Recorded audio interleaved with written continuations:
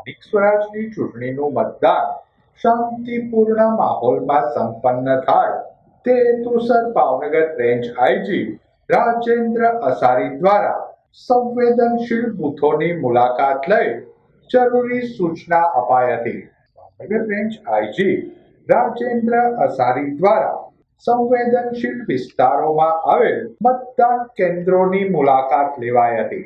સંવેદનશીલ અને અતિ સંવેદનશીલ મતદાન મથકોની ભાવનગર રેન્જ આઈજીએ મુલાકાત લઈ મતદાન મથક પરના અધિકારીઓને જરૂરી સૂચના આપી હતી। મતદાન મથકો પર પોલીસ તંત્ર દ્વારા ચુસ્ત બંદોબસ્ત જાળવી રખાયો હતો।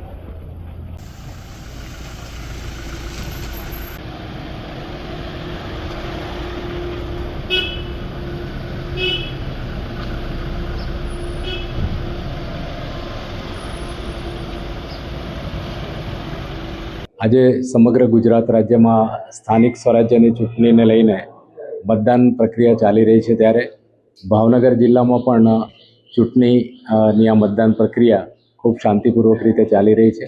કાયદો અને વ્યવસ્થાની પરિસ્થિતિ જળવાઈ રહે તે માટે પોલીસ અધિક્ષકના સુપરવિઝન હેઠળ સ્થાનિક પોલીસનો બંદોબસ્ત અને એક કંપની SRPનો બંદોબસ્ત સમગ્ર જિલ્લામાં ગોઠવવામાં આવ્યો છે। તે સાથે સંવેદનશીલ જે જગ્યાઓ છે એના ઉપર ફિક્સ પોઈન્ટ મૂકવામાં આવ્યા છે, સતત પેટ્રોલિંગ ચાલુ છે અને પોલીસની તમામ બાબતો ઉપર ખૂબ ચાંપતી નજર છે। તે સાથે ભાવનગર રેન્જના જે અન્ય બે જિલ્લા છે, બોટાદ અને અમરેલી જિલ્લા, એમાં પણ મતદાનની જે પ્રક્રિયા છે એ શાંતિપૂર્વક રીતે ચાલી રહી છે।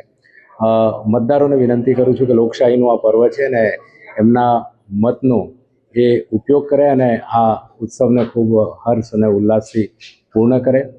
ત્રણેય ડિસ્ટ્રિક્ટની અંદર જો અત્યારની પરિસ્થિતિ જોઈએ તો ખૂબ શાંતિપૂર્વક રીતે મતદાન ચાલી રહ્યું છે। કોઈ પણ અપ્રિય ઘટનાના સમાચાર અત્યાર સુધી કોઈ પણ જિલ્લામાંથી મળ્યા નથી અને પોલીસ અધિક્ષકના સુપરવિઝન હેઠળ મેં કહ્યું એમ ભાવનગર જિલ્લામાં પણ સ્થાનિક પોલીસ અને બહારથી આવેલી પોલીસનો બંદોબસ્ત છે।